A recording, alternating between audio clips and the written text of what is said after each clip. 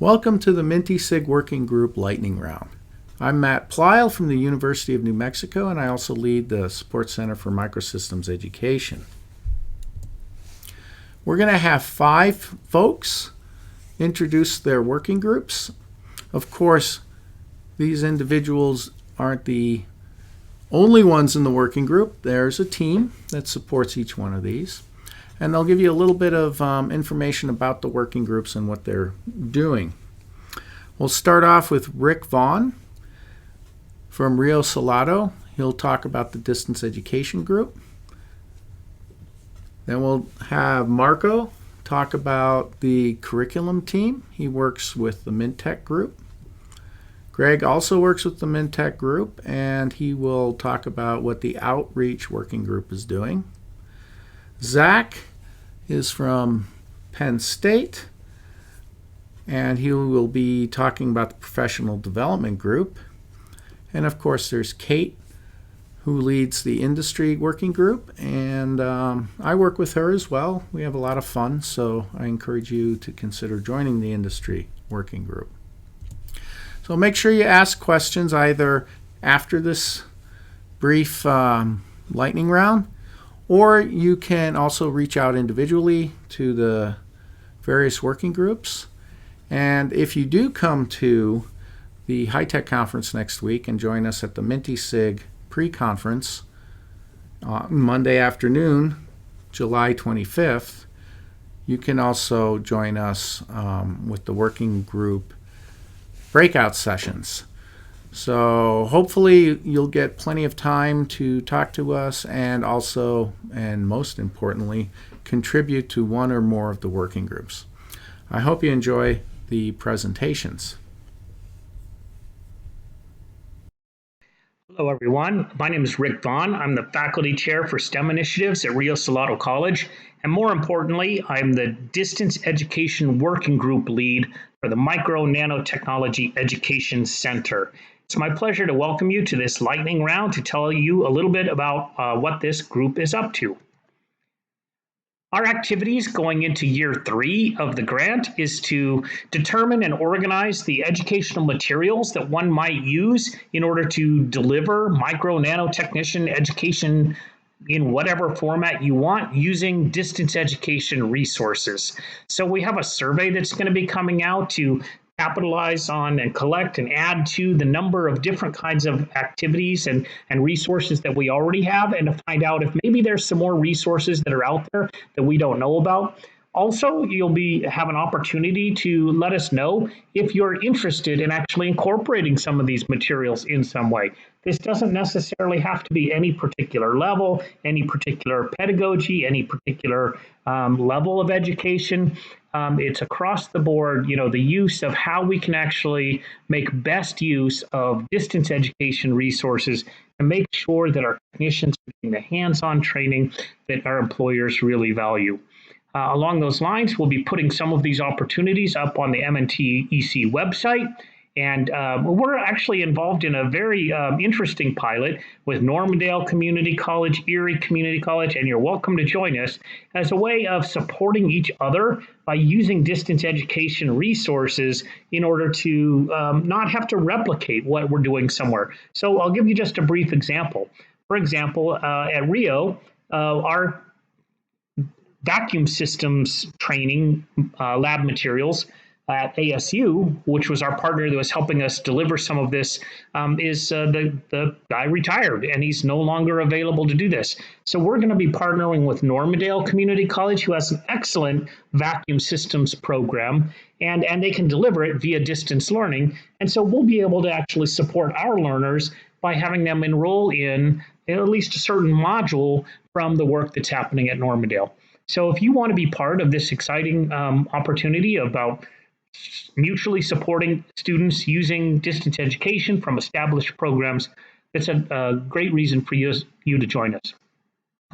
We'll also be developing some webinars and seminar series, videos. I'm working on a journal article about exactly how to go about doing this and some of the things to be wary of. And we want to support all of our partners ultimately in thinking creatively about how to take these kind of traditional based labs and use hybrid, online, distance, in-person resources to be most effective stewards of public resources. So if you're interested in any of this work, I just want to encourage you to contact me personally. My email's here on the screen, rick.vaughn@riosalado.edu. This is my cell phone number, or sign up on the MNTeSIG website and just drop us a note. Let us know you're interested in joining the Distance Education Working Group. Thanks, and I hope to see you soon. The Curriculum Working Group has been reorganizing existing content and creating new, fresh content to teach nanotechnology courses in community colleges. Our curated content spans from short activities related to the top 10 topics of nanotechnology to a comprehensive curriculum for semester-long courses. These courses and activities are designed for the needs of the 2020s. The short activities help introduce the concept of nanotechnology and its broad applications to a diverse body of students enrolled in traditional science courses, either in high school or community colleges, with the scope of sparking interest in the students, instructors, and administrators. The semester-long courses are built using the backward design model, are accessible to students with disabilities, and can be used as core courses for nanotechnology certificate programs or associate degrees. We have been working on the creation of a unified course that fits the Canvas functionalities and can also be distributed through the Canvas network using a sharing function called Commons. One of the main limitations of existing nano content is the lack of alignment between content and student learning outcomes. Moreover, the assessments, quizzes, exams, and so on, must be aligned with the course student learning outcomes. Until these alignments are clearly stated, it will be difficult for new colleges to expand their STEM offerings into nanotechnology. The curriculum team has been working to address these issues. Our content is organized in flexible modules. Each module has well-defined student learning outcomes and learning objectives. The content has a more modern look with a balanced mix of illustrations, videos, slides, and text. The formative and summative assessments are aligned with the module's SLOs. There is still a lot of work to be done, but we are already thinking about the next steps. We will collaborate with the BUILT working group to further align our curriculum with their suggested knowledge, abilities, and skills. We will work with CAST to make our content more accessible to students with disabilities. Once the content has been completed and validated, we will offer professional development certifications to future nanotechnology instructors. If you are interested in contributing to the curriculum team, please contact Marco or Neda.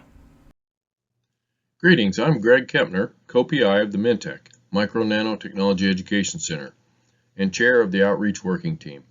This presentation is about the MNTech Outreach Working Team, which is a collaborative effort on behalf of the MNTech, MNTeSIG, and the MNT community.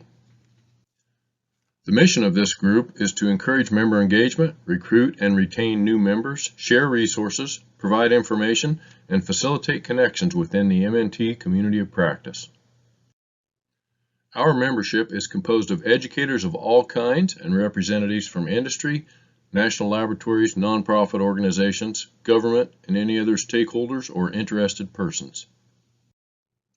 One of our initiatives we started last year was the launch of the MNTech News Bulletin, which has now evolved into Think Small, which is updated on an as-needed basis. The purpose of Think Small is to share upcoming events, partner announcements, podcast releases, journal solicitations, news articles, blog posts, and any other activities or items of interest to our community of practice. Thank you for attending this presentation, and please consider joining us in planning for outreach activities of the Outreach Working Team. Hello, everybody. My name is Zachary Gray. I'm with Penn State University and the Micro Nanotechnology Education Center. Today, we're going to briefly be talking about the Professional Development Working Group, what we've been up to, along with our plans for the upcoming year. So PD strives for the continuous improvement of the micro and nanotechnology workforce by identifying, disseminating, and delivering professional development activities. So to boil these words down into a simple figure, what the PD working group does is we train instructors, teachers, and mentors the most effective ways on how to teach students. So we've been doing this for quite a long time. The PD working group has over 50 years of combined experience in micro and nanotechnology education and workforce development.